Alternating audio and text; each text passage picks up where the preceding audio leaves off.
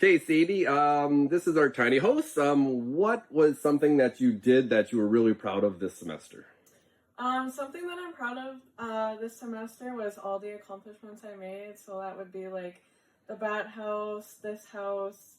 I'm really proud of like the sanding that I did on like the drywall because that was my first time doing that. So yeah, those are my favorite things. Okay, awesome. So the other part of our program is that we kind of go on the land quite a bit. What was one of your favorite land-based activities we did this semester?